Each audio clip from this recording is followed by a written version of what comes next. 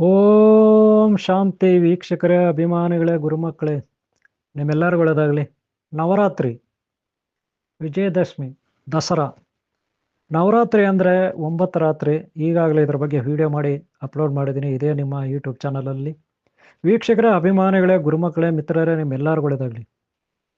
ನವರಾತ್ರಿ ಅಂದರೆ ಒಂದೊಂದು ದಿನಕ್ಕೆ ಒಂದೊಂದು ದೇವಿಯನ್ನು ಆರಾಧಿಸ್ತೀವಿ.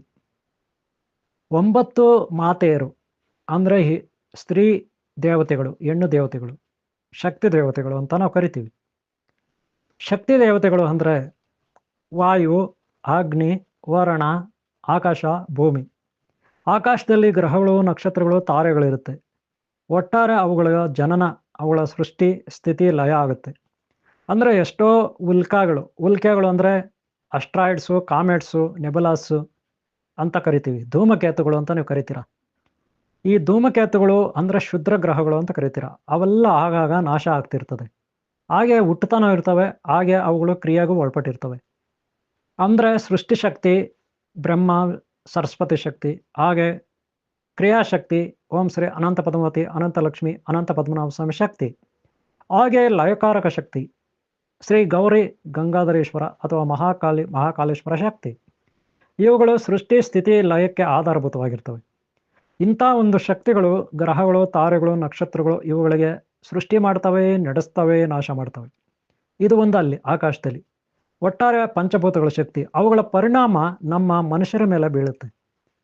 ಭೂಮಿ ಮೇಲೆ ನಾವು ಪ್ರಾಣಿಗಳು, ಪಕ್ಷಿಗಳು, ಹಾಗೆ ಗಿಡ, ಮರ, ಬಳ್ಳಿ, ಬೆಟ್ಟ, ಗುಡ್ಡ, ನದಿ, ಸಾಗರ ಇವುಗಳ ಮಧ್ಯದಲ್ಲಿ ನಾವು ವಾಸ ಮಾಡ್ತೀವಿ.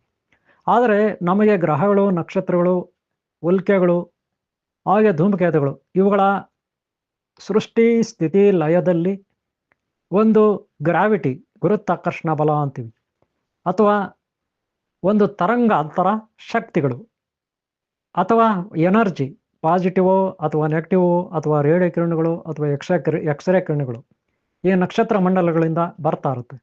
ಹಾಗೆ ಗ್ರಾವಿಟಿ, ಗುರುತ್ವಾಕರ್ಷಣ ಬಲ ಕೂಡ ಗ್ರಹಗಳಿಂದ ಬರ್ತಾ ಇರುತ್ತೆ. ಇವುಗಳ ಪರಿಣಾಮ ಮನುಷ್ಯನ ತಲೆ ಮೇಲೆ, ಅವನ ಮೆದುಳಲ್ಲಿ ತುಂಬ ಬದಲಾವಣೆಗಳು ಆಗ್ತಾ ಹೋಗುತ್ತೆ. ಹಾಗೆ ಅದೆಲ್ಲ ಅವನ DNA ಶೇಖರಣೆ ಆಗುತ್ತೆ. ಇದರಿಂದ ಅವನಿಗೆ ಒಳ್ಳೇದಾಗ್ಬೋದು ಅಥವಾ ಕೆಟ್ಟದಾಗ್ಬೋದು, ಹೇಳಕ್ ಬರಲ್ಲ. ಇದನ್ನ ಗ್ರಹಗತಿ ಅಂತ ಕರಿತೀವಿ. ಆದರೆ ಎಲ್ಲ ಗ್ರಹಗಳು, ನಕ್ಷತ್ರಗಳಿಗೂ ಆಧಾರಭೂತ ಶಕ್ತಿ, ಸೃಷ್ಟಿಕರ್ತ ಶಕ್ತಿ, ಸ್ಥಿತಿಕರ್ತ ಶಕ್ತಿ, ಲಯಕರ್ತ ಶಕ್ತಿ ಈ ಜಗನ್ಮಾತೆಯರು. ಒಟ್ಟಾರೆ ನವಶಕ್ತಿಗಳು, ಉಪದೇವತೆಗಳು. ಓಕೆನಾ? ಇನ್ನು ಆಕಾಶದ ಕಥೆ ಹಂಗಾದ್ರೆ ಅಗ್ನಿ, ಬೆಂಕಿ, ಹಾಗೆ ಗಾಳಿ, ಹಾಗೆ ನೀರು, ಹಾಗೆ ಭೂಮಿನಲ್ಲಿ ಸಾಕಷ್ಟು ಗುಡ್ಡಗಳು ಕುಸಿತವೆ, ಭೂಕಂಪಗಳಾಗುತ್ತೆ, ನಿಮ್ಗೆ ಗೊತ್ತಿರ್ಬೋದು. ಹಾಗೆ ಸುನಾಮಿಗಳಾಗುತ್ತೆ, ಗೊತ್ತಿರ್ಬೋದು. ಹಾಗೆ ಅಗ್ನಿಪರ್ವತಗಳು ಸಿಡಿಯುತ್ತೆ, ನಿಮ್ಗೆ ಗೊತ್ತಿರ್ಬೋದು. ಹಾಗೆ ವಾಯು, ಗಾಳಿ, ಸುಂಟರಗಾಳಿ ನಮ್ಮ ಕಡೆ ಕಡಿಮೆ ಭಾರತದಲ್ಲಿ. ಅದೇನಾದರೂ ಸಮುದ್ರದ ಕಡೆ ಅಲ್ಲಿ ಇಲ್ಲಿ ಬಂದರೆ ಅದನ್ನು ಸುನಾಮಿ ಅಂತ ಕರಿತೀವಿ, ಅದು ಇದು ಅಂತ ಕರಿತೀವಿ. ಅದರಿಂದ ಸಾಕಷ್ಟು ನೀರಿನ ಅಲೆಗಳು ಏರಿಳಿತ ಆಗಿ ದೊಡ್ಡ ದೊಡ್ಡ ಅಲೆಗಳಾಗಿ ಅಕ್ಕಪಕ್ಕದ ಒಂದು ಏನು ಅಕ್ಕಪಕ್ಕದ ವಾಸ ಮಾಡ್ತಕ್ಕಂಥ ಕರಾವಳಿ ಪ್ರದೇಶ, ಸಮುದ್ರ ತೀರ ಪ್ರದೇಶಗಳ ಮೇಲೆ ದಾಳಿ ಆಗುತ್ತೆ. ಇದು ಪಂಚಭೂತಗಳಲ್ಲಿ ಆಗ್ತಕ್ಕಂಥ ಏರುಪೇರು. ಇದಕ್ಕೆ ಕಾರಣ ನವಶಕ್ತಿ ನಾಗರ ದೇವತೆಗಳು ಅಥವಾ ನವಶಕ್ತಿ ಮಾತೆಯರು. ಇವರೆಲ್ಲರೂ ಇವುಗಳನ್ನು ನಡೆಸ್ತಾರೆ. ಎಲ್ಲದಕ್ಕೂ ಆಧಾರಭೂತರು ಅವರೇ, ಯಾಕಂದರೆ ಅವರೇ ಸೃಷ್ಟಿಕರ್ತರು, ಅವರೇ ಸ್ಥಿತಿಕರ್ತರು, ಅವರೇ ಲಯಕರ್ತರು. ಇಂಥ ಒಂದು ಮಹಾನ್ ಶಕ್ತಿ ದೇವತೆಗಳು ಎಲ್ಲೆಲ್ಲಪ್ಪ ಇರ್ತಾರ ಅಂದರೆ ಅಷ್ಟೈಶ್ವರ್ಯ ಮಾತೆಯಾಗಿ ದವಸ ಧಾನ್ಯಗಳು ಅಂದರೆ ಅಕ್ಕಿ, ಗೋಧಿ, ರಾಗಿ, ಹಾಗೆ ಬೇಳೆಕಾಳುಗಳು, ಹಾಗೆ ತರಕಾರಿಗಳು, ಹಾಗೆ ಹಣ್ಣು ಹಂಪುಗಳು ಇವೆಲ್ಲದರಲ್ಲೂ ಶಾಕಂಬರಿ ಅಂತ ಇರ್ತಾಳೆ. ಜಗನ್ಮಾತೆ ಶಾಕಂಬರಿ, ಆದಿಶಕ್ತಿ, ಪರಾಶಕ್ತಿ, ದುರ್ಗಾ ಪರಮೇಶ್ವರಿ ಅಂತ ಕರಿತೀವಿ. ಜಗನ್ಮಾತೆ ದುರ್ಗಾ ಪರಮೇಶ್ವರಿ ಅಂತ ಕರಿತೀವಿ. ಈ ಒಂದು ಜಗನ್ಮಾತೆ ಹಣ್ಣು, ಕಾಯಿ, ಹಂಪಲ, ಸೊಪ್ಪು, ತರಕಾರಿಗಳು, ಗೆಡ್ಡೆ ಗೆಣಸುಗಳು ಇವುಗಳನ್ನು ನೋಡ್ಕೊಳ್ತಾಳೆ. ಈಗ ಜವಾಬ್ದಾರಿ ಇದು. ಇನ್ನು ದವಸ ಧಾನ್ಯಗಳನ್ನು ಧಾನ್ಯ ಲಕ್ಷ್ಮಿ ನೋಡ್ಕೊಳ್ತಾಳೆ. ಇನ್ನು ಆಕಳು, ಕಾಮಧೇನು ಅಂತೀವಿ, ಕಾಮಧೇನು, ಹಾಗೆ ಕುದುರೆ, ಹಾಗೆ ಹಸ, ಹಾಗೆ ನಂದೀಶ್ವರ, ನಂದಿತಿ, ನಂದೀಶ್ವರ ಈ ಪ್ರಾಣಿಗಳಿಗೆ ಒಂದು ದೇವತೆಗಳಿರ್ತಾರೆ. ಹಾಗೆ ಜಗನ್ಮಾತೆಯರಲ್ಲಿ ಇವರೊಬ್ಬರು. ಓಕೆನಾ? ಇನ್ನು ಬಂದು ಗಿಡ, ಮರ, ಬಳ್ಳಿಗಳಲ್ಲಿ ವೃಕ್ಷ ದೇವತೆ, ವನಸ್ಪತಿ ವೃಕ್ಷ ದೇವತೆ ಆಯುರ್ವೇದಿಕ್. ಅದರಲ್ಲಿ ವನಸ್ಪತಿ ದೇವತೆ ಯಕ್ಷಿಣಿ ಇರ್ತಾಳೆ, ಐಶ್ವರ್ಯ ದೇವತೆ ಯಕ್ಷಿಣಿ, ಪ್ರಕೃತಿ ದೇವತೆ ಯಕ್ಷಿಣಿ, ಯಕ್ಷಿಣಿ ಇವರೆಲ್ಲರಿಗೂ ಒಡೆಯರು, ರಾಜ, ಕುಬೇರ, ಹಾಗೆ ನಾಗರಾಜ ಇವರೆಲ್ಲರೂ ಇರ್ತಾರೆ. ಇವರೆಲ್ಲರೂ ಈ ಐಶ್ವರ್ಯವನ್ನು ನೋಡ್ಕೊಳ್ತಾರೆ, ಖನಿಜ ಸಂಪತ್ತುಗಳು, ಬೆಳ್ಳಿ ಬಂಗಾರ ಒಡವೆಗಳು ಇವೆಲ್ಲವನ್ನ ನೋಡ್ಕೊಳ್ತಾರೆ ಈ ಪ್ರಕೃತಿನಲ್ಲಿ. ಆದರೆ ಎಲ್ಲರ ಗಂಡು ದೇವತೆಗಳಿಗೆ ಅಂದರೆ ಬ್ರಹ್ಮ ಇರ್ಬೋದು, ಶಿವ ಇರ್ಬೋದು, ವಿಷ್ಣು ಇರ್ಬೋದು, ಇಂದ್ರ ಇರ್ಬೋದು, ಇವರೆಲ್ಲರಿಗೂ ಅವರ ಧರ್ಮಪತ್ನಿಯರು ಇರ್ತಾರೆ. ಅವರೇ ಶಕ್ತಿ ದೇವತೆಗಳು, 9 ಶಕ್ತಿ ದೇವತೆಗಳು. ಕೆಲವು ಸಾರಿ ಸಪ್ತ ಮಾತೃಕೆಯರು, ಕೆಲವು ಸಾರಿ ನವಶಕ್ತಿ ದುರ್ಗೆಯರು, ಕೆಲವು ಸಾರಿ ನವಶಕ್ತಿ ನಾಗರ ದೇವತೆಯರುಗಳು ಅಂತ ಕರಿತೀವಿ. ಹೀಗೆ ಹೆಣ್ಣು ದೇವತೆಗಳು ಈ ಪ್ರಕೃತಿಯನ್ನು ಆಳ್ತಾರೆ. ಅಂದರೆ ಆಕಾಶ ಭೂಮಿ ಇಡೀ ಜಗತ್ತನ್ನು ಆಳ್ತಾರೆ ಹೆಣ್ಣು ದೇವತೆಗಳು. ಈ 9 ದೇವತೆಗಳು ನವಶಕ್ತಿ ನಾಗರ ದೇವತೆಗಳು ಅಂತ ಕರಿತೀವಿ. ಈ ನವಶಕ್ತಿ ನಾಗರ ದೇವತೆಗಳು ಹೊರಗೂ ಇರ್ತಾರೆ, ಗ್ರಹಗಳಲ್ಲೂ ಇರ್ತಾರೆ, ನಕ್ಷತ್ರಗಳಲ್ಲೂ ಇರ್ತಾರೆ, ಭೂಮಿನಲ್ಲೂ ಇರ್ತಾರೆ, ಆಕಾಶದಲ್ಲೂ ಇರ್ತಾರೆ. ಹಾಗೆ ಗಿಡ ಮರ ಬಳ್ಳಿನಲ್ಲೂ ಇರ್ತಾರೆ, ಹಾಗೆ ಪ್ರಾಣಿ ಪಕ್ಷಿಗಳಲ್ಲೂ ಇರ್ತಾರೆ. ಅಷ್ಟೇ ಏಕೆ ನಮ್ಮಲ್ಲೂ ಇರ್ತಾರೆ. ಸಪ್ತ ಚಕ್ರಗಳ ಸಾಧನೆ ಕುಂಡಲಿನಿ ಸಾಧನೆ ಅಂತ ಕರಿತೀವಿ.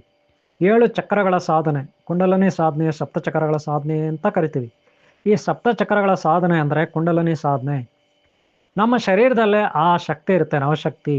ಈ ರೀತಿ ಈ ಜಗತ್ತಿನಲ್ಲಿ ಹೆಣ್ಣು ದೇವತೆಗಳ ಪಾತ್ರ ತುಂಬ ತುಂಬ ದೊಡ್ಡದಾಗಿರುತ್ತೆ. ಇಂಥ ಹೆಣ್ಣು ದೇವತೆಗಳು ನಮಗೆ ಯಾವಾಗ ನೆಗೆಟಿವ್ ಅಂದರೆ ಸೆಪ್ಟೆಂಬರ್ ಅಕ್ಟೋಬರ್ ತಿಂಗಳಲ್ಲಿ ನವರಾತ್ರಿ ಬರುತ್ತೆ, ವಿಜಯದಶಮಿ ಬರುತ್ತೆ, ದಸರಾ ಅಂತ ಬರುತ್ತೆ. ಈ ಟೈಮಲ್ಲಿ ವಾತಾವರಣ ಸರಿ ಇರಲ್ಲ, ಒಂದು 15 ದಿನ.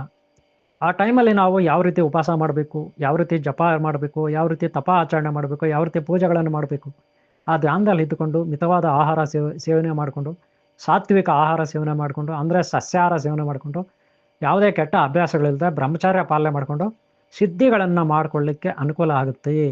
ನವಶಕ್ತಿ ದುರ್ಗೆಯರ, ಅಷ್ಟೈಶ್ವರ್ಯ ಮಾತೆಯರ, ನವಶಕ್ತಿ ನಾಗರ ದೇವತೆಗಳ ಸಿದ್ಧಿಗಳನ್ನು ಮಾಡಿಕೊಳ್ಳೋಕ್ಕೆ ಇದೊಂದು ಒಳ್ಳೆಯ ವಾತಾವರಣ, ಮಂತ್ರಸಿದ್ಧಿಗೆ ಯೋಗ್ಯವಾದ ವಾತಾವರಣ. ಅದಕ್ಕೆ ನೀವೆಲ್ಲ ಇದನ್ನು ಉಪಯೋಗಿಸ್ಬೇಕು ಅಂತ ಹೇಳ್ತಾ ಈ ಒಂದು ಕಾರ್ಯಕ್ರಮನ ಇಲ್ಲಿ ಮುಗಿಸ್ತಾ ಇದ್ದೀನಿ.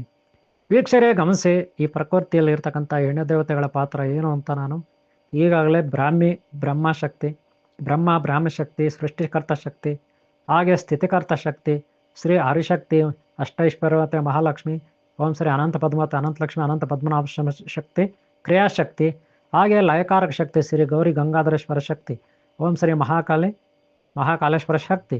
ಇವ್ರ ಬಗ್ಗೆಲ್ಲ ನಾನು ಈಗಾಗಲೇ ಹಾಕಿದ್ದೀನಿ, ವೀಡಿಯೋಗಳು ಅಪ್ಲೋಡ್ ಮಾಡಿದ್ದೀನಿ. ವೀಡಿಯೋ ಮಾಡಿ ನೋಡಿಲ್ಲ ಅಂದರೆ ಹಿಂದಿನ ಭಾಗಗಳು ನೋಡಿ, ಹಾಗೆ ಮುಂದಿನ ಭಾಗಗಳು ನೋಡಿ. ಹಾಗೆ ಈ ವಿಡಿಯೋ ನಿಮ್ಗೆ ಇಷ್ಟ ಆಗಿದ್ರೆ ಒಂದು ಲೈಕ್ ಮಾಡೋದು ಬರಿಬೇಡಿ.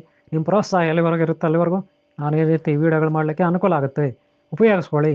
ನಿಮ್ಮ ಒಳಗೂ ಹೊರಗೂ ಇರತಕ್ಕಂಥ ನವಶಕ್ತಿ ದೇವತೆಗಳ, ಅಷ್ಟೈಶ್ವರ ಮಾತೆ ದೇವತೆಗಳ, ನವಶಕ್ತಿ ದುರ್ಗೆಯರ, ಸಪ್ತ ಮಾತೃಕೆಯರ ಒಂದು ಉಪಯೋಗವನ್ನು, ಆಶೀರ್ವಾದವನ್ನು ನೀವು ಪಡ್ಕೊಳ್ಳಿ ಅಂತ ಹೇಳ್ತಾ ಈ ವಿಡಿಯೋನ ಮುಗಿಸ್ತಾ ಇದ್ದೀನಿ. ನಿಮ್ಮೆಲ್ಲರಿಗೂ ಓಂ ಶಾಂತಿ, ಓಂ ಶಾಂತಿ, ಓಂ ಶಾಂತಿ.